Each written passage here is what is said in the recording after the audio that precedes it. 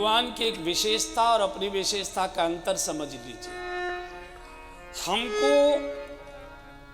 किसी का वर्तमान नहीं दिखाई देता और भगवान को किसी का भूत दिखाई नहीं देता, ये अंतर है। जैसे आप जितने भी बड़े लोग यहाँ बैठे, आपसे कोई आके कहे वो सज्जन, अरे साहब कमाल का आदमी है, बड़ा दानी है, बड़ा बड़ा परोपकारी है, बड़ा समाज, अरे तुम नहीं जानते वो कैसा था, तत्काल आप उसके भूत पर चले जाएंगे, तत्काल।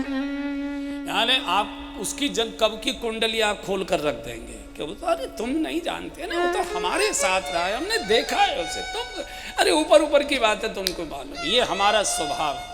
इसलिए मंदिरों में जाने के बाद भी हमको कुछ नहीं मिलता, चप्पल और चुर जाती है, कुछ नहीं मिलता। भगवान को किसी का भूत याद रहता ही नहीं है, पहले तो दिखाई नहीं देता, और किसी ने सुना भी दिया तो उनको याद भी नहीं रहता। रहतिन प्रभु चित चूक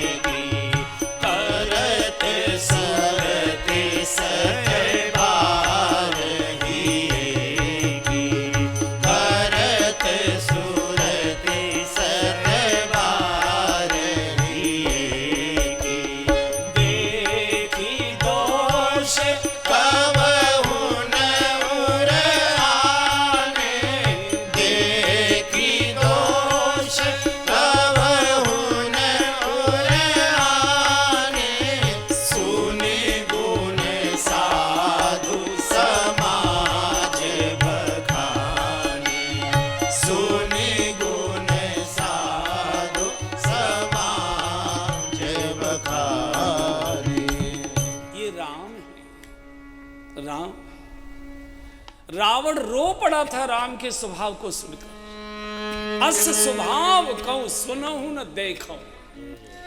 अगर दोष आंखों से प्रभु देख भी लेते हैं, देख दोष कबहू न उर आने, उनको याद ही नहीं रहता। और अगर किसी के मुख से सुन ले, वो माता पिता की बड़ी सेवा की है उसने, वो गौओं का बहुत प्यार से पालन करता है, वो अपने छोटे भाई बहनों को बहुत विकसित कर रहा है, वो बड़ा धर्मात्मा है, वो साधु महात्माओं की बड़ी सेवा करता है, सुन भी लेंगे तो भी उसकी 10 जगह चर्चा करते हैं। सुन गुण साधु समाज बखान। ऐसे राम की कथा हम सुनने बैठे, जिसको दोष न दिखाई देता है न याद रहता है। कोई कह दे कि वो तो बड़ा धर्मात्मा है, तीर्थों की यात्राएं की है, संतों का संग करता है, माता पिता को बहुत प्यार दुलार से सेवा करता है, प्रभु पास बिठाते, उसकी चर्चा करते। लेकिन तुम नहीं जानते, वो तो बहुत भला है, उसकी चिंता करो। तो कथा सुने, ये आज मेरे आग्रह से निकाल दीजिए कि हम कैसे, केवल एक ही बात याद करो कि भगवान कैसे, बस बात खत्म। उनको कुछ नहीं दिखाई देता, दिखाई दे जाए तो याद ही नहीं रहा। देख दोष कबहू न उर आने। इसलिए समय निकाल कर जैसे हो वैसे, व्यस्तताएं हैं, बहुत सारे झंझट हैं आजकल, फजियत सहकर एक आधा बार घर की थोड़ी कलह कलेश विसर, रोज रोज कथा में चले जाते और एक दिन हाजिरी दे आओ, कौन ऐसा अंतर पड़ता है, बात खत्म हो। नहीं, इस कथा को सुन, औषधि नियम से ले ली चाहिए, तभी लाभ करती है। तो इस कथा को सब सुनते हैं बंधु और बहनों। इस कथा को सुनने के लिए देवलोकों से भगदड़ मस्ती है।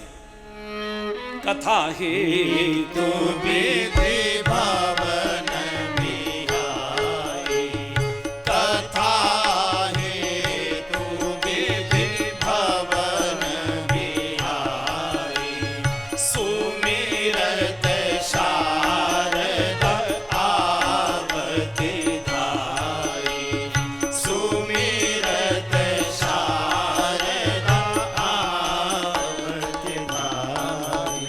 मंगलाचरण प्रारंभ हुआ, सरस्वती ने कहा ब्रह्मा जी को चलोगे नहीं, कथा सुनने शुरू हो गई। बोले मुझे अभी जरा एक श्लोक पूरा करना, भाड़ में जाए तुम्हारा, मैं तो जा रही हूँ। कथा हेतु विधि भवन बिहाई, ब्रह्मा जी के भवन को छोड़कर सरस्वती दौड़ कर आती है। भगवान शिव कैलाश से दौड़कर आते कथा सुनने के लिए। और कहां कहां तक गए? एक बार त्रेता युग माही शंभु गए कुंभज ऋषि पाई। अगस्त ऋषि के आश्रम में कहाँ कैलाश, हम लोग कैलाश गए हैं, कहाँ कैलाश यहाँ बैठकर कल्पना भी नहीं की जा सकती। और कुंभज ऋषि का आश्रम सुदूर दक्षिण में है, कथा सुनने गए। ये जो बंधु और बहनों मोक्ष की आत्माएं, मुक्त आत्माएं, हमारे पितरों की मोक्ष की आत्माएं, इनको भी जब पता लगता है कि कथा हो रही है, वो भी अपने अपने साथियों को लेकर दौड़ते। गोस्वामी जी ने लिखा है,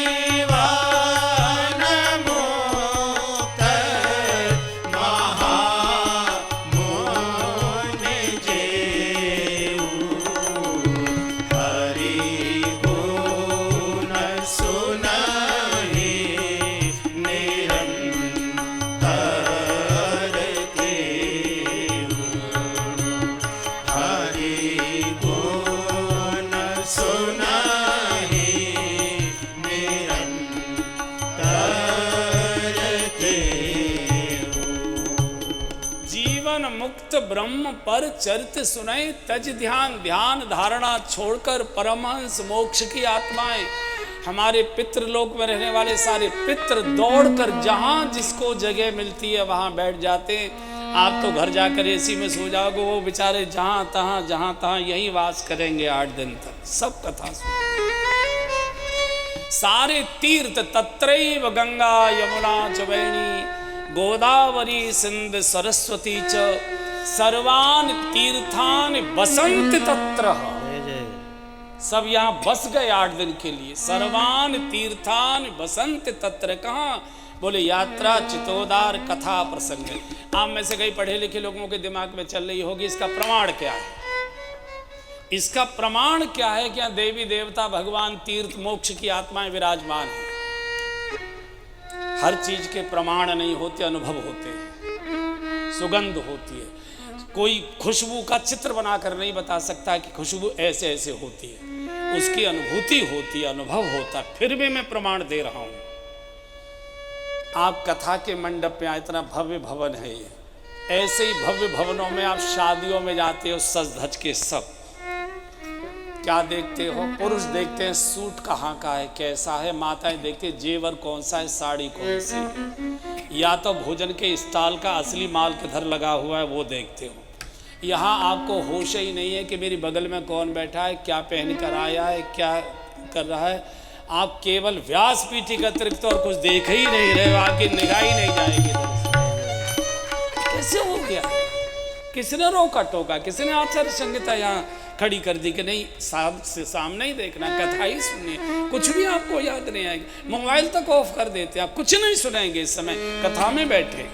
ये उन दिव्य आत्माओं की सुगंध का उनका सुपरिणाम है।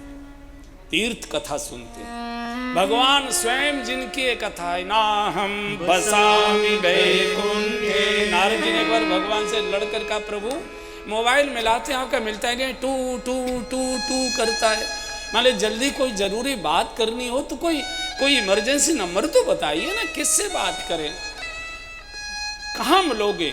बोले बहुत बहुत जरूरी हो, डिस्टर्ब ज्यादा नहीं करना, भोपा रोड पर आ जाना, कथा सुनता मिल जाऊंगा। ना हम बसामि वैकुंठे योगिनां हृदयेन च मधुभक्ता यत्र गायन्ति तत्र तिष्ठामि नारद। ये मैं तो नहीं बोल रहा, ये तो शास्त्र का प्रमाण है।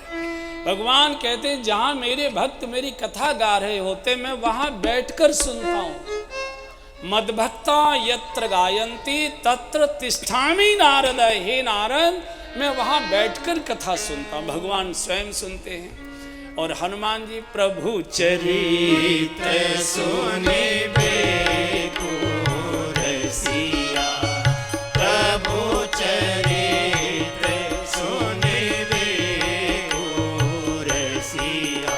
मैं ये महात्मा की चर्चा इसलिए कर रहा हूँ कि इस कथा को कौन कौन सुनता है। हमको तो प्रसाद मिल रहा है मुफ्त में, सबको सुनने वाले तो और हैं, उनके बहाने से मिल रहा है। प्रभु चरित्र सुनिबे को रसिया, प्रभु चरित्र सुनिबे को रसिया।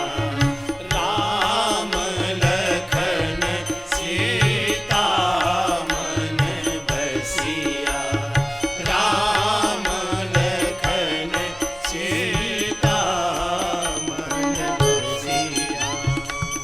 श्री हनुमान जी को नशे की आदत है, लेकिन चिलम वाले नशे की नहीं है।